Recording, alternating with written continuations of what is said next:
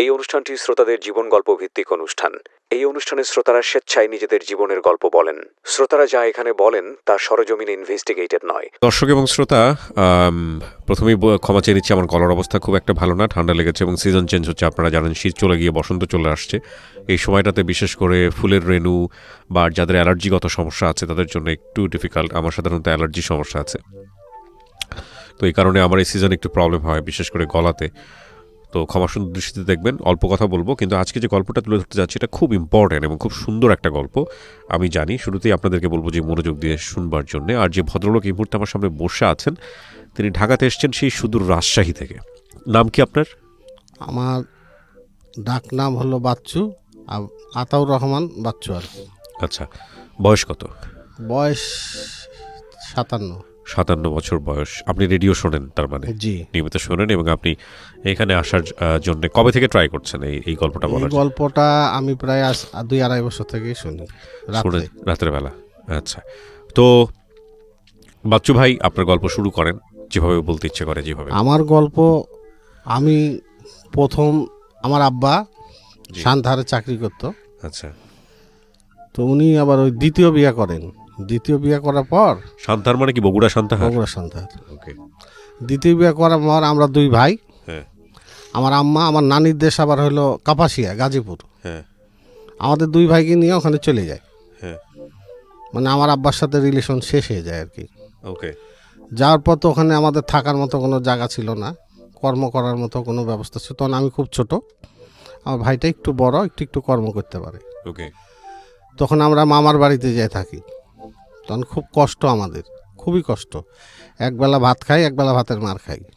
ও, এইভাবেই আমাদের জীবন শুরু। তারপর মনে করেন তো লেখাপড়াও শিখতে পারিনি। মা এখানে কাজে দেয়, ওখানে কাজে দেয়, কোথাও মন টিকে না।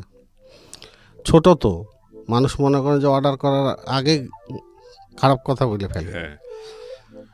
তখন এরকম করে একটু যখন বড় হলাম, তে আমার যে ভাইরা, মানে আমার যে ওয়াইফের দোলা ভাই, ওর নাম ছিল রুস্তম বাউল। আচ্ছা। গান গেতো, পালা গান গেতো। ওকে। তখন উনি একদিন আমার মাকে মা ডাকতো। তো আমার মা বললো যে, এই রুস্তম, একদিন আমাদের বাড়িতে গান গাবি, আমরা সবাই মিলে কিছু টাকা তোকে দেব। হ্যাঁ। তখন উনি আমাদের বাড়িতে যায়, গান গায়, সবাই 10 টাকা, 5 টাকা, 20 টাকা করে ওনাকে এই 100 টাকা দেয় আর কি। ওকে। 100 টাকা দেওয়ার পর উনি আমাকে দেখে, ওই রুস্তম দেখে বলে, এই ছেলেটা কার? মা কয়, কেন, এটা তোর ভাই। কয়টাকে দাও তুমি, আমি মানুষ করি, আমি গান শেখাবো এটাকে। তে কয়, তুই লিবি? তুই লিয়ে যা। তো সেদিন বলে ওইভাবে চলে যায়। তখন মনে করেন যে একটু আমি শিয়ানা হয়ে উঠেছি আর কি। চলে যাওয়ার পর তখন আমাকে মা আবার খেতা কাপড় বাইন দেয় যে, যা তোর ভাইয়ের সাথে চলে যা। ওরা আবার ওই হাটে হাটে মানে গান গাইতো আর ওই ওষুধ বিক্রি করতো আর কি। তো গেলাম, যে ওনার ওখানে থাকলাম। এটা কত বছর বয়সে গল্প আপনার? এইটা তখন আমার মনে হয় 12, 13 ও 14 এরকম হবে। ওকে। তো ওনার বাড়িতে থাকি, ওই ভাবি এটা সেটা বললে করি, বাজার টাজার করি। আর উনি ডাকলে যাই। তারপর একদিন দুপুরবেলা খাইতে বসছি, তো ওই শানকিটা একটু ভাঙ্গা ছিল, মাটির শানকি ছিল আর কি, মানে এক কুলা ভাঙ্গা। তো খাইতে বসছি, তো আমি তো চিন্তাম না, নাম হলো হাজরা, ডাকনাম। তো হঠাৎ করে যে বলছে রুস্তম যে আছে ওনার ওয়াইফকে, যে এটা আবার কোত্থেকে ধরে নিয়ে আসলি। মানে আমার একটু মানে লজ্জা লজ্জা ভাব লাগলো। ওকে। বলছে, তোদের পাড়ার এই তুই চিনিস না? বলছে, না তো। তা আমাদের পাড়ার, আমরাই চিনি না, দিয়ে বলে চলে গেছে।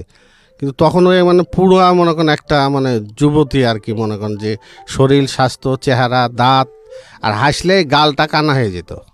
ওই মানে টোল পড়া। হ্যাঁ, টোল পড়া বলে। চুল টুল লম্বা, কালো, মানে মাঝারি কালো আর কি, খুব একটা কালো না। তখন মনে করেন যে অর্ধেক তাকায়, মানে মনে করেন যে আমার কেমন খুব একটা লজ্জা লেগে গেল। মানে আমি ভাত থেকে উঠতেও পারছি না, খাইতেও পারছি না। ওকে। তো দিয়া ওই আমার কাছেই বসলো, ধাপাস করে বসলো, মানে একটু চঞ্চল ছিল খুব, ধাপাস করে বসলো। তো আমি মনে করলাম যে কী রকম লজ্জা শরম নাই, একবার এসে কাছে বসলো, বসে একটু হেঁটে গেছি, হেঁটে যে খাইলাম কোনো মতো কষ্ট করে, খায়া ওইও চলে গেল ওদের বাড়ি, আমিও চলে গেলাম আমাদের বাড়ি। আমি আর মানে কথা টথা বললাম না, কথা না বললে চলে গেলাম। পরে বিকালে আসলাম, আসে হচ্ছে ভাবি ও মেয়েটা কে গো, কয় চিনো না তুমি, ওটা আমার ছোট বোন। হ্যাঁ। আপনার ছোট বোন? ওরা কোথায় থাকে? কয় যে কাচারি ওখানে বাসা আছে, ওই বাসাতে থাকে। তা আসি, ওই বাসার 4 সাইডে খালি ঘুরি, মানে ঢোকার সাহস পাই না, যেহেতু পরিচয় নাই, কি করে ঢুকবো।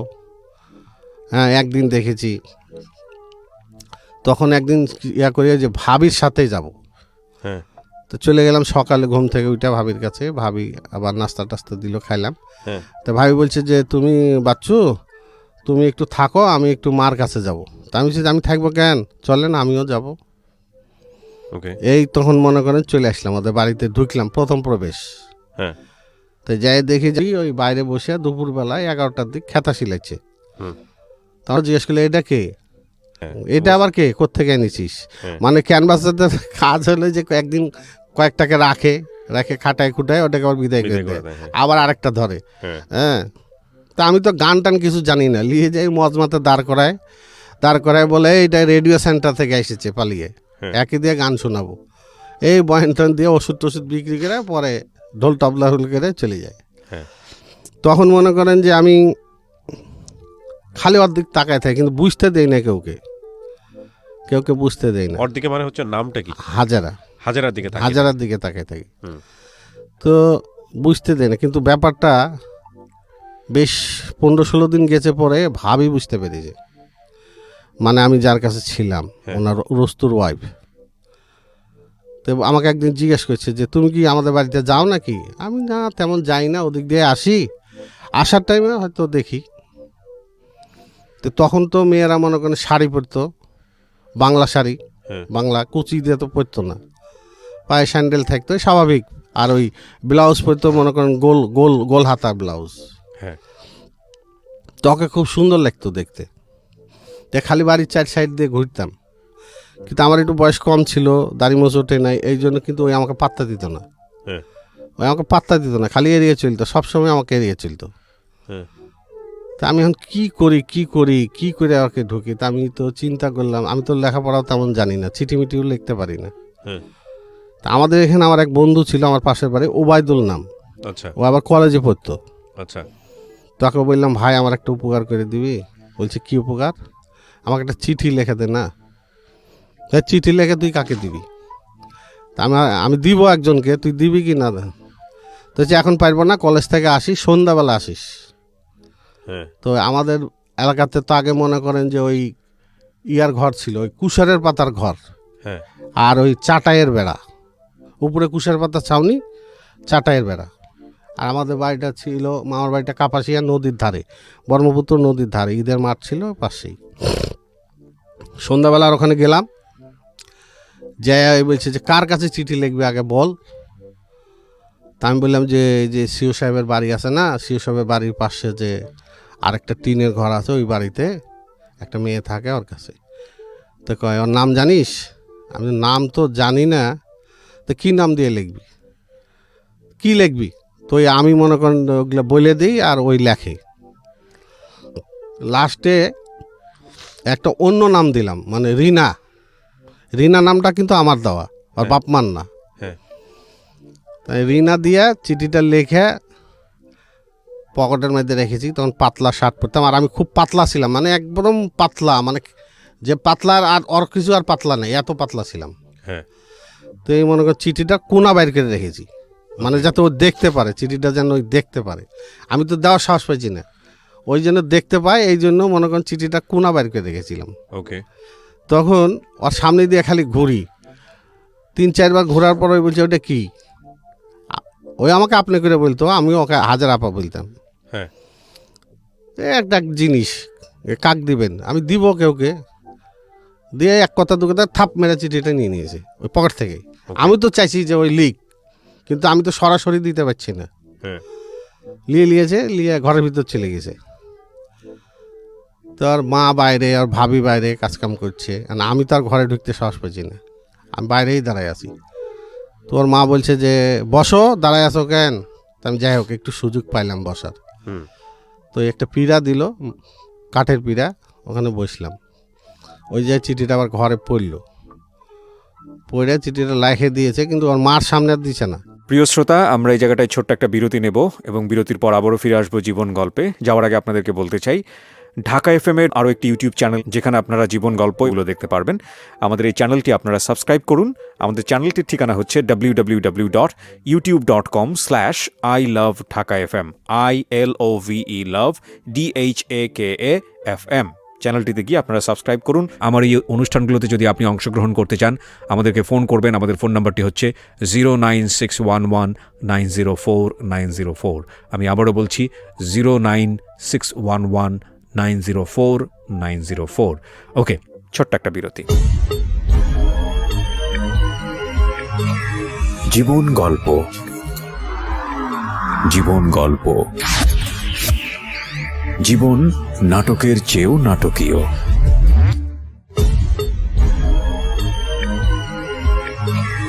জীবন গল্প, জীবন গল্প। জীবন নাটকের চেয়েও নাটকীয়। Welcome back once again. প্রিয় শ্রোতা, আপনারা শুনছেন জীবন গল্প। আমি আরজে কিবরিয়া আপনার সঙ্গে রয়েছি। আমার এই অনুষ্ঠানগুলোতে যদি আপনি অংশগ্রহণ করতে চান, আমাদেরকে ফোন করবেন। আমাদের ফোন নাম্বারটি হচ্ছে 09611904904। আমি আবারও বলছি 09611904904। ওকে, আমরা যেখানটায় ছিলাম তারপর পরে আবার মনে করেন ঘুরতে ঘুরতে ঘুরতে ঘুরতে বিকালবেলা, দুপুরে বাড়িতে খাওয়া দাওয়া করে আবার বিকেলে ঘুমানোর অভ্যাসে না ঘুমাই চলে গেছি। গেছি, যাই দেখছি ওরা বাড়িতে কেউ নাই। তখন বলছে এই চিঠিটা কার? আমি আছে একজনের। রিনা কে? আমি চিনবেন না আপনি। তা কইলেন আপনার চিঠি আপনি নিয়ে যান। তখন চিঠিটা আমি নিয়ে নিলাম, নিয়ে চলে আসলাম। তার পরের দিন 2-3 দিন পর আমার মা আমাকে বললো যে ইয়াতে যেতে হবে, বর্মির বাজারে যেতে হবে, ওখানে তোর বোনের বাড়ি আছে, আমার মামাতো বোনের বাড়ি, ওখানে যেতে হবে। তো তুই কবে যাবি? আমি তো আজকে যাব না মা, বুধবারে যাব। তো মা বললো ঠিক আছে, বুধবারে হাটের দিন আছে, যাইস। এর মধ্যে আবার ওর দুলাভাই আসছে বাড়িতে, যে আমাকে নিয়ে গেছিল। আইসেই আমাদের বাড়িতে আসছে। আচ্ছা, আইসে বলছে কি ব্যাপার, তুই চলে আসছিস কেন? তুই করে বলতো আর কি, আমি ছোট তো। তা আমি চলে আসবো না, আপনি আমাকে নিয়ে যায় জয়দেবপুর থুয়ে আপনি চলে গেছেন, আমার খাওয়া নাই দাওয়া নাই কিছু নাই, মানুষের বাড়িতে থুয়ে গেছেন, ওরা খাইতেও দেয় না ঠিক মতো। হ্যাঁ, কোনো মতো খায়, রাতে হাঁটতে হাঁটতে চলে আসছি দুপুরবেলা। বলছে আচ্ছা ঠিক আছে, তাই কালকে আমি চলে যাব, আমার সাথে যাবি না? আমি যাব। তো ওখানে রাজাবাড়ি হাট বলে একটা হাট আছে, ওই রাজাবাড়ি হাটের দিন আমাকে নিয়ে আসলো। তা আসার টাইম আবার আমাকে বলেছে যে ওই ওনার শ্বশুর বাড়িতে থাকতে, মানে হাজারাদের বাড়িতে দাঁড়াইতে, ওখান থেকে আমাকে নিয়ে যাবে। তা আমি ওখানে আসলাম। আসার পর এখন ওর সাথে কথা বলবো কি সুযোগটাই পাইছি না।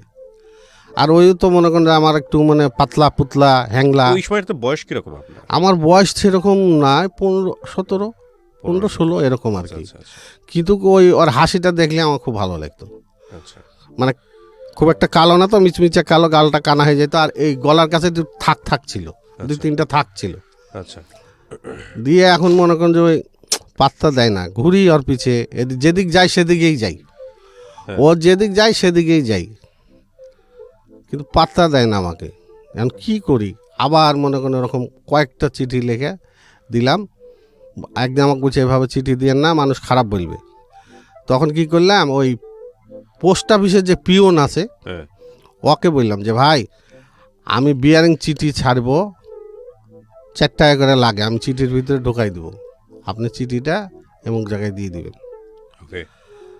দেওয়ার পর মনে করেন যে ঠিক ওই লোক হাসছে শুনে, কাক দিবা? আমি যে এই ব্যাপার আলী মোল্লা জ্বর মেয়ের হাতে দিবেন।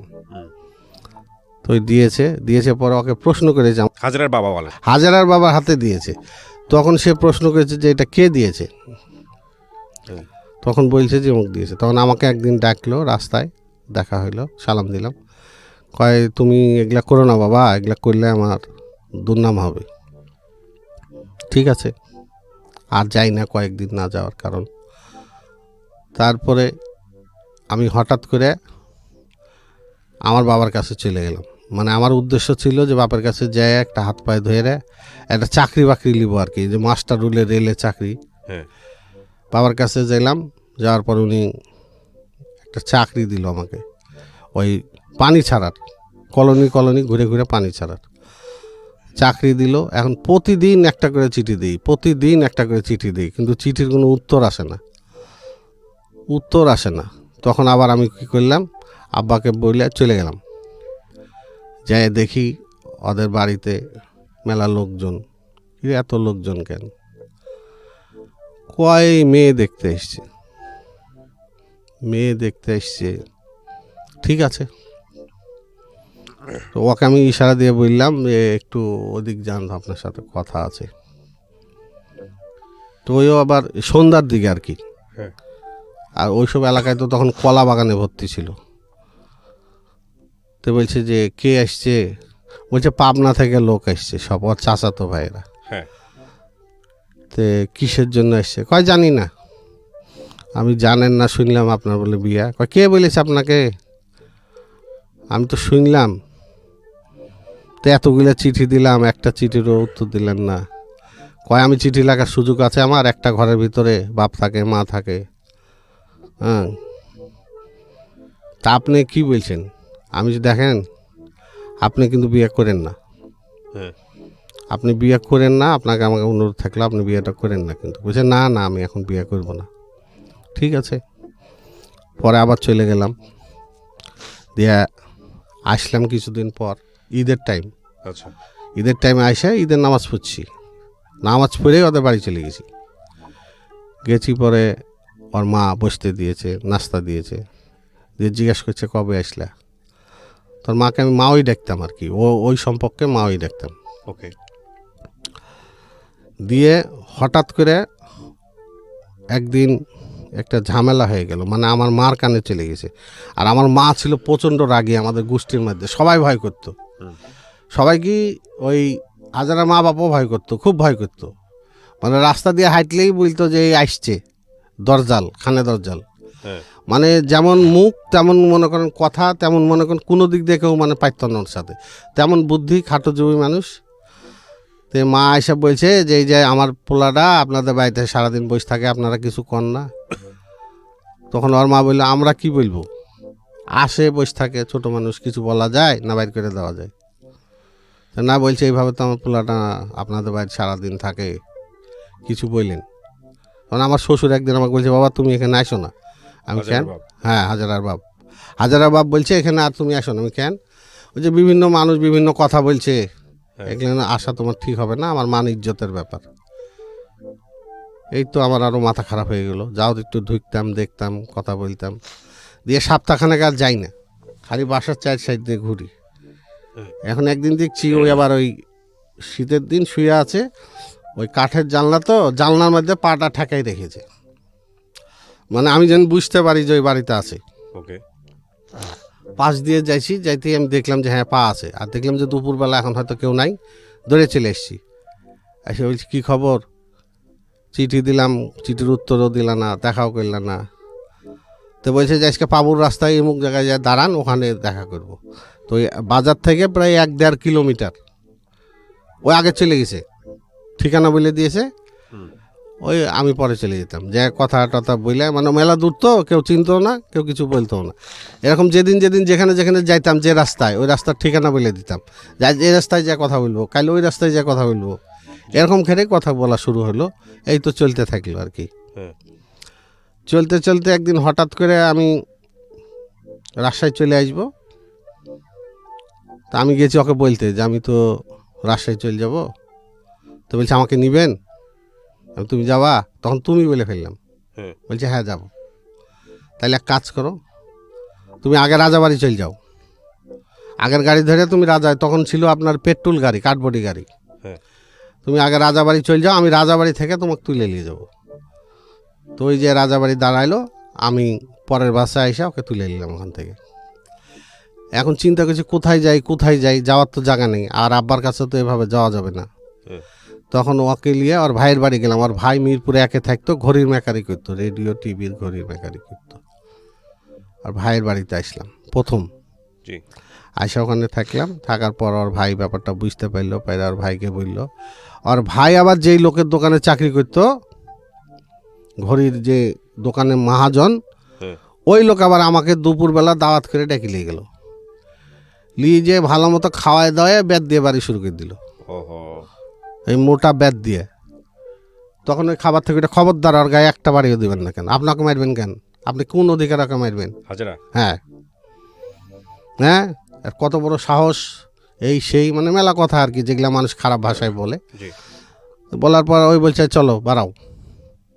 তো বলছে এখন বাড়াইলে তো ঠ্যাং ভেঙে দেবো। তখন ওই বলছে যে আপনার সাহস থাকলে আমার গায়ে হাত দেন তো, ওকে যে 2টা বাড়ি দিয়েছেন এটাই তো আপনার কপালের ভাগ, হ্যাঁ। আপনার হাত দিয়ে দেখেন, আমি এখনই পুলিশের কাছে যাবো। তখন ওই লোক আর কথা বললো না। তখন ওখান থেকে বাড়াইলাম, বাড়াই মিরপুর আপনার 11, ওই পল্লী বিদ্যুতের পাশে আগে যে চাটাইয়ের ঘরগুলো ছিল, ওই চাটাইয়ের ঘরে উঠলাম। 60 টাকা ভাড়া। ওকে। তা আমাদের কাছে তো কোনো টাকা পয়সা নেই, খাওয়া দাওয়ারও তেমন কিছু নেই। কি করি, যে 10 টাকা দিয়ে একটা পাটি কিনলাম, ওকে। 5 টাকা দিয়ে একটা প্লেট কিনলাম, 3 টাকা দিয়ে একটা গ্লাস কিনলাম। রান্নার তো হাঁড়ি নেই। নিয়ে ওখানে প্রায় 1 মাসের মতো ছিলাম। 1 মাসের যে টাকাটা ছিল শেষ হওয়ার পথেই ওই চিরালি আসতাম। থাকতেন বলতে কি আপনার সঙ্গে কি হাজারা থাকতো? হ্যাঁ বিয়ে করছেন আপনারা নাকি? হ্যাঁ, আমরা এই মধ্যে ফাঁকতালে ওই মনে করেন যে ইয়াতে শ্রীপুর যাই বিয়ে করে নিয়েছিলাম, নিজেরা নিজেরা? নিজেরা নিজেরা। ওকে। ওখানে এক মৌলবীকে 500 টাকা দিলাম, হ্যাঁ। আর একটা উকিল বাপ ধরে ওখানে বিয়ে করে নিয়েছিলাম। জি। নেওয়ার পর এখন ওখানে থাকি, কর্ম নাই, কর্ম জানি না, কোনো কাজও জানি না। হুম। তো ওই চিরা আনি 1 পোয়া করে, অর্ধেক রাত্রে খাই, অর্ধেক সকালে খাই, দুপুরে কোনো খাওয়া টাওয়া নেই। এভাবে 10-15 দিন চলতে থাকলো। 10-15 দিন চলার পর এক হিন্দু মেয়ে, ওই মহিলা মনে করেছে যে আমার ওয়াইফ, তখন তো আমার ওয়াইফ, হ্যাঁ। বিয়ে হয়ে গেছে, ওই মনে করছে আমরা হিন্দু। হ্যাঁ। দিয়ে ওর স্বামীর সাথে আমাকে কাজে দিল 15 টাকা রোজে। ওই ফার্নিচার ডলতে হবে, ডললে প্রতিদিন 15 টাকা করে দিবে। তখন যাই হোক একটা ভরসা পাইলাম। আর 10 দিন কাজ করার পর একদিন মনে করেন হাজারার সাথে ওই মহিলা তর্কাতর্কি। মহিলা বলছে যে আপনি তো হিন্দু। বলছে না আমি হিন্দু না, আমি মুসলমান। কয় আপনি হিন্দু, আপনার বাড়ি আমাদের বাড়ির এখানে, আমি আপনাকে চিনি, এই সেই। বলছে না আমি হিন্দু হব কেন, আমি মুসলমান। তখন ওই মহিলা আবার কী করলো, স্বামী বইলা কাজটা বন্ধ করে দিল। কাজটা বন্ধ করে দেওয়ার পর এখন আমার আর খাওয়া টাওয়ার নাই। তখন আমি গেলাম যে এক জায়গায় একটা রিক্সা চাইলাম একজনের কাছে, দিল না, বলছে অপরিচিত লোক দেওয়া যাবে না। তো ওখানে এক রিক্সাওয়ালা ভাড়া থাকতো। তখন ওই রিক্সাতে চালাতে লাগলাম। তখন ওই বাড়ি থেকে বাড়ায়া ওই বাড়িওয়ালার বউ বলছে ওই দেখো ড্রাইভার, ড্রাইভার, ড্রাইভারের বউ কই রে, ড্রাইভার এই দেখো। তখন ওই বাড়া বলছে না তোমাকে ওইখানে থাকবো না, চলো বাড়ি চলে যাবো। বাড়ি চলে যাবো, এখানে থাকবো না, তুমি রিক্সা চালাতে পারবে না। ওকে। চলে এসলাম বাড়িতে দুজনে। যাই হোক দুজনে একটু তর্ক বিতর্ক হলো, হওয়ার পর বাড়িতে চলে আসলাম। বাড়িতে এসে ওই চলে গেল ওর বাড়িতে, আর আমি চলে গেলাম আমার বাড়িতে। দুইজন দুই বাড়িতে। তখন ওকে বলছে যে তোরা কোথায় ছিলি, তো বলছে ভাইয়ার কাছে গেছিলাম। আর আমাকে বলছে তুই কোথায় ছিলি, আমি বললাম যে আমি সান্তার থেকে এসেছি। কিন্তু দুইজন দুই জায়গায় গেছি, যাই কিন্তু এই 3-4 ঘন্টা আর অত মন মানছে না। আর ওই আবারও চলে গেছে ওর দুলা ভাইয়ের বাড়ি, আমিও চলে গেছি ওর দুলা ভাইয়ের বাড়ি। দুলা ভাইয়ের ওর বোন আবার ওই মাটির কোঠা দিচ্ছে। তো ওখানে যাওয়ার পর ওর বোন আবার ব্যাপারটা সন্দেহ করে ফেলেছে, কী রে যাওয়ার দিনও একসাথে গেল, আসার দিনও একসাথে আসলো, তাহলে তো নিশ্চয়ই এদের ভিতরে কোনো একটা ব্যাপার হয়ে গেছে। প্রিয় শ্রোতা, আমরা এই জায়গাটায় ছোট্ট একটা বিরতি নেব এবং বিরতির পর আবারও ফিরে আসবো জীবন গল্পে। যাওয়ার আগে আপনাদেরকে বলতে চাই, ঢাকা এফএম এর আরও একটি ইউটিউব চ্যানেল যেখানে আপনারা জীবন গল্প এবং সিক্রেটস অনুষ্ঠানের ভিডিওগুলো দেখতে পারবেন। আমাদের এই চ্যানেলটি আপনারা সাবস্ক্রাইব করুন। আমাদের চ্যানেলটির ঠিকানা হচ্ছে www.youtube.com/ilovedhakafm ILOVE love DHAKAFM। চ্যানেলটিতে গিয়ে আপনারা সাবস্ক্রাইব করুন। আমার এই অনুষ্ঠানগুলোতে যদি আপনি অংশগ্রহণ করতে চান, আমাদেরকে ফোন করবেন। আমাদের ফোন নাম্বারটি হচ্ছে 09611904904। আমি আবারও বলছি 09611904904। ওকে, ছোট্ট একটা বিরতি। জীবন গল্প, জীবন গল্প, জীবন নাটকের চেয়েও নাটকীয়।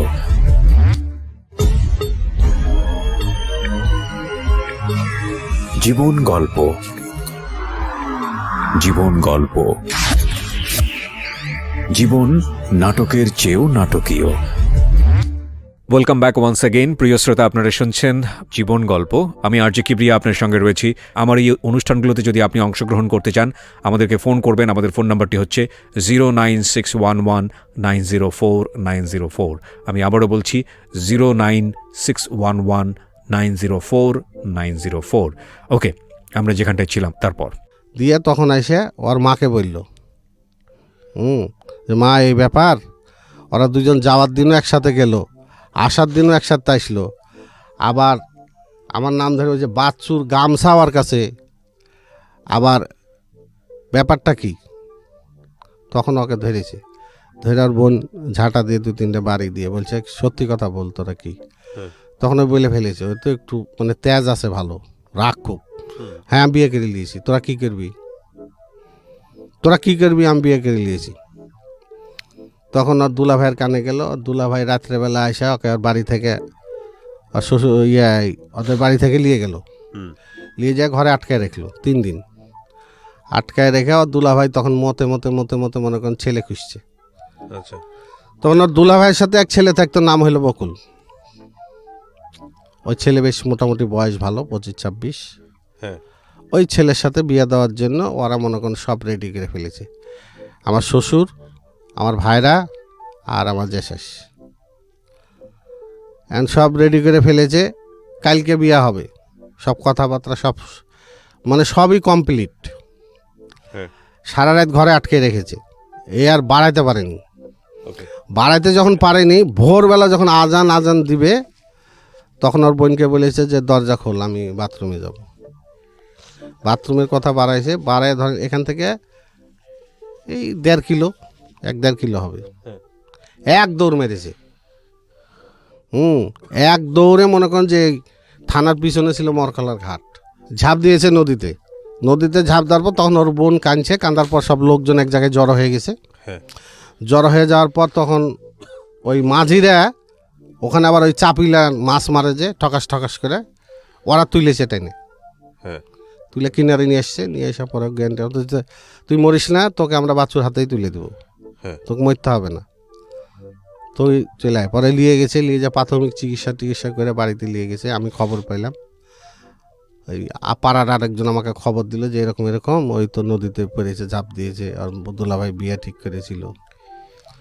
তখন আমি আমার শাশুড়ির কাছে গেলাম, হ্যাঁ, যে আমি বললাম যে দেখেন আপনারা তো এগুলো করছেন, বলছে আমরা তো ইচ্ছা করে করছি না, তোমার মায়ের ভয় করছি। তোমার মায়ের যে গোষ্ঠী আর তোমার মায়ের যে রাগ, এদিকে মামারাও খেপা। মামার ইচ্ছা ছিল যে মামাতো বোনের সাথে বিয়ে দিবে, নাম শেফালি, কিন্তু আমি ওদিকে যাইনি। দিয়ে মনে করেন তখন আমাদেরকে ঠিক আছে সবাই মিলে, আমার শ্বশুর আমাকে ডেকে আমার হাতে তুলে দিল, কিন্তু আমার তো কোনো কর্ম নেই, কী করে খাবো, রিক্সা চালাতে যাই পারি না। আমাদের বাড়িতে গেলাম, বাড়িতে মা রাগ করে, আমার বড় ভাই ছিল, ওর কাছে চলে গেল, খাবার নাই, কিছু নাই। কোনো মতো একটু চাল জোগাড় করলাম এক জায়গা থেকে, কিন্তু রান্নার খড়ি নেই। দুইজনে সকালবেলা উঠে চলে গেলাম গজারি বনে, ওই যে গজারি বন আছে, যে খড়ি কুড়াইলাম, ওকে, খড়ি কুড়ায় আটি বানলাম। ওকে বললাম যে জঙ্গল যেটুক আছে এইটুক তুমি মাথাত করে নিয়ে যাবা, আর যখন গ্রামের দিক চলে যাবো তখন আমার মাথায় দিয়ে দিবা, তখন আমি মাথায় নেবো, কেন তখন তোমার মাথায় দেওয়া যাবে না। ওই করে মনে করেন যে খড়ি নিয়ে আসলাম, নিয়ে এসে 4টা রান্না করে খেলাম। তো আরেকজন বলছে যে খড়ি 4টা আমাকে বেচে দে, তোরা তো আনতেই যাইছিস, আবার কাইলে আনবি। তো বলছে ক টাকা দিবি? 8 টাকা দেবো। তো 8 টাকাতেই খড়ির আটিটা বেচে দিলাম। দিয়ে ওই হাফ কেজি চাল, তখন মনে করেন যে 2.5 টাকা 3 টাকা কেজি আটা কিনলাম। কিন্তু ঘরে আর কেউ জায়গা দেয় না, কেউ দেখতে পারে না আমাদের, মানে আমরা এমন এত অসহায় যে আত্মীয় স্বজন কেউ কথা বলে না, কেউ মানে আমাদের ছাওয়াটাও পছন্দ করে না। বাড়িতে ধুমধাম খানা হয়েছে, হয়েছে, আমরা 2 স্বামী স্ত্রী না খাই শুয়ে আছি, কেউ ডাকেও না। আমার মামার ঘরেই রান্না বান্না হচ্ছে, মেহমান এসছে খাইছে, আমাদের কেউ ডাকে না। না খেয়ে শুয়ে আছি। তার পরের দিন ঈদ, আমার ভাই একটু দূরে থাকতো, তো আমি বললাম যে কি করব, ঈদের দিন তো খাওয়ার কিছু নাই, চলো ভোরবেলা উঠে ভাইয়ের বাড়ি যাই। তো চলো, এই হাঁটা দিলাম প্রায় 12 মাইল রাস্তা হাঁটে গেলাম। যে কেবল বাড়িতে উঠেছি, আমার পরনে একটা ভালো লুঙ্গি নেই, ছিঁড়া লুঙ্গি দেখে লুঙ্গিটাকে ডাবল করে গিট্ঠ দিয়েছি। আর পরনে একটা ভালো শাড়ি নেই, এই 30-35 টাকা দামের শাড়ি, ইয়ং মেয়ে। ভাবি দেখে আর তো মনে করেন হাড়ি পাতিল যা ছিল ভাঙ্গা শুরু করে দিয়েছে। মাও আছে ওখানে। মা বলছে, কাইনসার বলছে কি করতে আসছিস, সেটা খাওয়ার জন্য এত কষ্ট করে আসছিস এখানে ঈদের দিন? তা আমি আর কথা বলছি না, কয় যা চল যা, এনে থাকিস না। তো মার কাছেও পয়সা করে ছিল না, এই 1 টাকা না 5 টাকা ছিল মার কাছে, ওটাই আমাকে হাতে দিয়ে বললো চলে যা, থাকিস না এখানে, থাকলে আর অশান্তি হবে। কিন্তু ভাইও একটা মুখের কথা বললো না যে কোথায় যাবি তোরা, ঈদের দিন আসছিস, খাই দে, কালকে চলে যাস, কেউ কিছু বললো না। তো এই সকালে গেছি, আবার হাইটে আসতে আসতে মনে করেন 6 মাইল আসতে আসতে প্রায় দুপুর হয়ে গেছে, প্রায় 12টা বেজে গেছে, 12টা-1টা বেজে গেছে। তো এবার বলছে খুব পানিতে রাস লাগছে। তাই আমি বললাম যে এক কাজ করো, ওখানে একটা বট গাছ আছে, ওখানে বসো, একটু মুড়ি আর ইয়ালি আসি চেনাচুর। তো ওখান থেকে 6 আনা দিয়ে 4 আনার মুড়ি আর 2 আনার চেনাচুর নিলাম, লিয়া দুইজনে বসে থেকে খাইলাম, খায়া পানি টানি খায়া আবার হাঁটা দিলাম। যাই শ্বশুর বাড়িতে উঠেছিলাম, উঠছি পরে তো ওখানে ওরাও গালাগালি করলো। তো আমাকে বললো যে তুমি এক কাজ করো, তুমি তোমাদের বাড়িতে চলে যাও, আমি এখানে কদিন থাকি, পরে যে কোনো একটা ব্যবস্থা হবে না। ঠিক আছে, চলে আসা কদিন পর আমি আবার চলে গেলাম মনে করেন যে আমার বাপের কাছে যাওয়ার পর বাপ আবার আমাকে একটা চাকরি দিল মাস্টার রুলে পার্বতীপুরে। কিন্তু আমার মা অলরেডি একে আটকেই দিয়েছে, দিয়ে বলছে শোনো, ওই ছেলে দিয়ে তোমার সংসার হবে না, ওর বয়স কম, ওই আরেক মেয়ে দেখে পাগল হবে, শহরে টরে থাকে, আমি তোমাকে টাকা পয়সা খরচ করে ভালো জায়গায় বিয়ে দেবো, তুমি আমাকে ছেড়ে দাও। তখন যখন এগুলা বলা শুরু করেছে, তখন থাকে কিন্তু আপনার হলো মাওনা। তখন এ আবার চিন্তা করেছে এক বিপদ থেকে এসে আরেক বিপদে পড়লাম। এ আবার এখান থেকে গেছে কি, তো ওই জীবনও ট্রেনে ওঠেনি। রাত্রের বেলা ওই যে পার্বতীপুরের যে ঠিকানা আছে চিঠির, ওই ঠিকানার চিঠিটা হাতে নিয়ে এই পালাই গেছে। পালাই যে এক বাড়িতে উঠেছে, ওই বাড়িওয়ালা আবার রাতটা রেখে সকালবেলা ওই বাড়িওয়ালা ছেড়ে দিয়েছে। ওখান থেকে হাঁটতে 30 সাল গেছে, 30 সাল থেকে এক বাসে উঠে ময়মনসিংহে গেছে। ময়মনসিংহে যাওয়ার পর ওই চরপাড়া যাওয়ার পর এক রিক্সাওয়ালা নিয়ে যে স্টেশনে নামাইছে, ওখান থেকে নিরাপত্তারা গাড়িতে তুলে দিয়েছে। পার্বতীপুর যায় ওই চিঠিটা স্টেশন মাস্টারকে দেখাইছে, তখন বাজে সকাল 10টা, আর আমি তো অলরেডি ডিউটিতে যাব। তখন ওই চিঠিটা দেখানোর পর বলছে বসো, তখন ওই পিয়ন পাঠাই দিয়ে আমাকে বলছে যে আপনার নাম বাচ্চু, আমি যে হ্যাঁ, বলছে আপনার বউ আসছে। আমি যাই ইয়ার কি করেন নাকি, আমার বউ তো জীবনে কোনোদিন ট্রেনেই ওঠেনি, এখানে আসবে কী করে, আর ওই ঠিকানা জানে, রংপুর দিনাজপুর এগুলো চিনে, পার্বতীপুর এগুলো তো চিনে না। করে যাই দেখেন, হ্যাঁ সত্যি যাই দেখছি ওখানে হাউ মাউ করে কাঁদছে। আমি কী করি, 150 টাকা দিয়ে একটা বাসা নিলাম, বাসা নিয়ে থাকলাম, হাঁড়ি পাতিল নাই। ওই আমি যখন যাই তখন আমার প্যান্ট শার্টগুলো পরে ওই গোসল করে বসে থাকে, আমার প্যান্ট শার্টগুলো পরে বসে থাকে, আর পাড়ার মেয়ে ছেলেরা এসে ভিড় করে বাড়ির ভিতরে। আবার আমি যখন এসে গোসল করি তখন ওর কাপড়টাই পরে, আর একটা পাতিলে যা ভাত চাল যা ডাইল চাল যা আছে তাই দিয়ে রান্না খাই। আর পুরাতন 2টা প্যান ছিল, ওই প্যান 2টাকে কাইটে সেলাই করে মধ্যে দিয়ে ওটাকে চাদর বানিয়ে ওখানে শুয়ে থাকি দুজন মিলে। হঠাৎ করে আমার মা আসলো, এসে বলছে তো তোর বউ আমার টাকা পয়সা নিয়ে পালাই এসছে। আমি বলছি না, এটা আমি কোনোদিনও বিশ্বাস করি না, ও না খায় থাকলেও এগুলা করবে না, তুমি এটা আবেগে বলছো। দিয়ে যাই হোক, আমাদের বাচ্চাটা পেটে আসলো, প্রথম ছেলে পেটে আসলো, তখন এরশাদের আমল আসলো, জিয়াকে মেরে দিল, তখন চাকরিগুলো সব বন্ধ করে দিল। তখন তো আরও অসহায় হয়ে গেলাম, বাড়ি গেলাম। যাওয়ার পর মনে করেন যে কেউ বাড়িতে আমাদের বসতেও দেয় না, কথাও বলতে দেয় না, মানুষের রান্নাঘরে, মানুষের বারান্দায়, এখানে সেখানে থাকে বেড়াই। আর কর্ম খুঁজি, কর্মও পাই না। তখন 10 টাকা জমা রিক্সা, কাপাসিয়াতে একটা রিক্সা নিই, কাঁচা রাস্তা, বালুর রাস্তা, টাইনতে পারি না। ওই 7 টাকা 8 টাকা যাই হয় খাই আর মানুষের ঘরে ঘরে ঘুমাই। আর এই ছেলেটাকেও পেট ভরে খাইতে দিতে পারি না। ওই একটু সুজি জাল দিয়ে ওকে অর্ধেক খাই আর আমরা দুজন মিলে অর্ধেক খাই, খায় রাত্রে থেকে যাই। এইভাবেই জীবন চলতে লাগলো। তখন ছেলেটাকে হঠাৎ করে একদিন এক লোক আমাকে বুদ্ধি দিল যে তুই এখানে থাকিস না, তুই চলে যা তোর বাপের এখানে। আসলাম বাপের এখানে, এসে কয়েকদিন থাকাতে সৎ মা কী করে খেতার ভিতর রুটি লুকায় রাখে, চাইলের হাঁড়ি লুকায় রাখে, কয় চাইল নাই, খাবার নাই। কয়েকদিন পর তারপরেও মনে করেন থাকার চেষ্টা করলাম, করলো কি ভাত খাইতে বসছি, ভাত গুলে পলিথিনে ঢাইলে দিয়ে থালটা নিয়ে চলে গেল, তাও কিছু বললাম না। লাস্টে চোর সাব্যস্ত করে বাসা থেকে বাইর করে দিল, বলছে পাটা তাওয়া এগুলা তুই চুরি করে বেচেছিস, তোর কাছে টাকা নেই। ঠিক আছে, যে বিহারি কলোনিতে একটা ঘর ভাড়া নিই 60 টাকাতে, নিয়ে আবার জীবন শুরু করি। মানুষের রিক্সা চালাতে যায়, মানুষ বলে হ্যাঁ তোমার আব্বা চাকরি করে তুমি রিক্সা চালাবা কেন, কেউ দেয় না। তো যে রুগীর দালাল আছে না, রুগীর দালাল, ওদেরকে তখন পুলিশরা ধরতো। এক দালাল মাসুদের বাপ নামর, ওই আমাকে বলছে যে এই গাড়িটা নিয়ে লক্ষ্মীপুর যাও, আমি তোমার পিছিয়ে পিছিয়ে আসছি। কিন্তু আমি তো ভ্যান তো জানি না, আমি গাড়িটা নিয়ে লক্ষ্মীপুর গেছি, ওই হট করে আমাকে 10 টাকা দিয়ে ওই গাড়িটা নিয়ে চলে গেল। তখন আমি বুঝলাম যে এখানে এইটুকের মধ্যে 10 টাকা, তাহলে তো ইনকাম ভালোই আছে। তখন এই 10 টাকা নিয়ে যেয়ে 2.5 টাকা দিয়ে আটা কিনলাম, আলু কিনলাম, এগুলো কিনে মানুষের কাছ থেকে হাঁড়ি পাতিল নিয়ে চায়ে খায়ে এই জীবন শুরু হলো আমাদের। ভ্যান চালানো। হ্যাঁ, ওই একবেলা করে চালাই। আরেক ভদ্রলোক মনে করেন ওহাব নাম, ওই তখন দেখে বলছে তোমার মতো ছেলে রিক্সা চালালে জীবন বাঁচে, তুমি এক কাজ করো, আমার এই কাজটা করো, আমি তোমাকে ডেলি 25 টাকা করে দেবো। তখন ওই 25 টাকা করে ওই দিত, আর এদিকে মনে 30-35 টাকা যা হয়তো, এইভাবেই জীবন শুরু হলো। এই মনে করেন একবেলা খায় একবেলা না খায়। তারপরে দেখা যাচ্ছে যে আমার এই বড় মেয়েটা আসলো পেটে। তো বড় মেয়েটা আসলো, আমার তো কেউ নাই, কেউ ধরারও নাই, কেউ কিছুর নাই।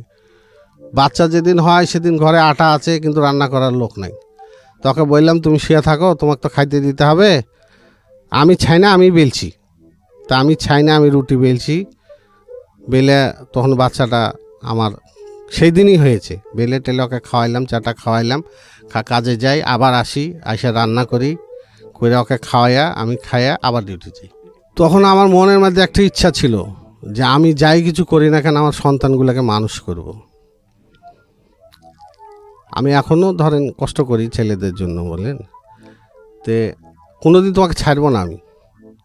আর ওও বলতো যে জীবন তো মানুষের একটাই, ঝগড়াঝাটি হয় ভাই বোনের মতো, টুকটাক লাগি, ওও রাগ করে থাকে, আমিও রাগ করে থাকি। হ্যাঁ, কিন্তু বাকি জীবনটা আমাদের খুব কষ্টে গেছে। এখন আল্লাহর রহমতে ধরেন ছেলেপেলে বড় হয়ে গেছে, ছেলেপেলে আল্লাহর রহমতে খুব কষ্ট করে শিক্ষিত করেছে। ছেলেপেলে এরা যখন বোনেরা স্কুলে যেত 2 টাকা হাতে দিতে পারতাম না। এক মেয়ে এখন অনার্স পাস করে এক চাকরি করছে, এক মেয়ে ঢাকা ভার্সিটিতে আছে, বাহ বাহ। আর 2টা মনে করেন যে একটা MA পাস করে বিয়ে হয়েছে, একটা আই পাস করে বিয়ে হয়েছে। কখনো মন খুলে এদের কাছে গল্পগুলো বলছেন? না, আজকে এই গল্পগুলা ওরা শুনবে। এমনও দিন গেছে আমরা 2 স্বামী স্ত্রী শুধু কচুর শাক খেয়ে থেকেছি, খাবার ছিল না। কখনো সন্তানদের বলা হয় না এগুলা? একটা কাপড় 2টা কাপড় ছিঁড়ে একটা কাপড় করে আমার ওয়াইফ পরেছে, 2টা কাপড় একসাথে জোড়া দিয়ে। কত বছরের সংসার আপনাদের? 42 বছর। 42 বছর সুখ দুঃখে একসঙ্গে আছেন। একসঙ্গে আছি। আপনি এই গল্পটা কেন বললেন আজকে রেডিওতে? গল্পটা বললাম, মনের একটা আক্ষেপ। আর এই যে বর্তমানে দেখি প্রেম করে ছেলেরা, বাড়ির পাশেই দেখছি, একটা বাচ্চা হয়েছে, ছাড়াছাড়ি, মারামারি, গন্ডগোল। 42 বছরের জীবনে আপনাদের কখনো ঝগড়া হয় নাই? হয়েছে। 42 বছরের জীবনে কখনো এরকম সময় আসেনি যে মনে হয় না এই মানুষের সাথে সংসার করা যাবে না? না, এরকম কোনো মনে হয় ঝগড়া হয়েছে, কিন্তু কখনো তাকে ছাড়া চিন্তা করেননি? না, ওও রাগ করেছে, আমিও রাগ করেছি। আমি রাগ করে 2 দিন 3 দিন কথা বলিনি, ওও বলেনি, ওও খায়নি, আমিও খাইনি। কিন্তু আবার মনে মনে ভাবতাম যে না খাইলে তো অসুস্থ হয়ে যাবে। এর মধ্যে এমন একবার অসুস্থ হয়ে গেছিল যে আমার কাছে রিক্সা ভাড়াও নাই, আমি ঘাড়ে করে রেল লাইন পার করেছি, ঘাড়ের উপরে লিয়া রেল লাইন পার করে। আপনি কি করেন এখন? পেশায় কি করেন? আমি পেশায় নাইট গার্ড এখন চাকরি। নাইট গার্ডে চাকরি করেন। এই পরিশ্রম করে আপনি মেয়েকে ঢাকা ইউনিভার্সিটিতে পড়িয়েছেন? হ্যাঁ, এখন আছে আল্লাহর। একটা মেয়ে MA পাস করেছে? একটা মাস্টার্স পাস করেছে, আর একটা বিএ পাস করেছে। ছেলে মেয়ে কয়জন আপনার? আমার 4 মেয়ে 1 ছেলে। ওনারা সম্মান করে, ভালোবাসা অবশ্যই দেয়? অবশ্যই। আমি এই গল্পের শেষে একটা কথা বলি আপনাদের সবাইকে, সেটা হচ্ছে আমাদের প্রত্যেকের জীবনে সমস্যা আছে, প্রত্যেকের, অবশ্যই। Including me.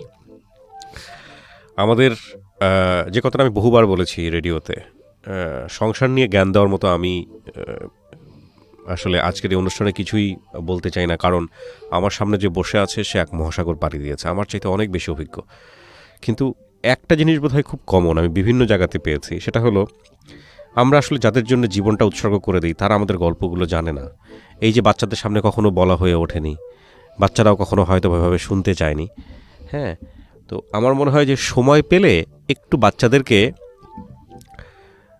বাবা মার এই যে স্ট্রাগলের গল্পটা একটু হলেও শোনানো উচিত, বয়স বুঝে। এতে করে তারা মেন্টালি অনেক বেশি ম্যাচিউর হবে। আমি আপনার প্রতি অনেক বেশি ভালোবাসা জানাই, শ্রদ্ধা জানাই। আপনি রাজশাহী থেকে কষ্ট করে আজকে এখানে আসছেন আপনার এই গল্পটা বলার জন্যে, এবং এই গল্পটা থেকে অনেক কিছু শেখার আছে আমাদের।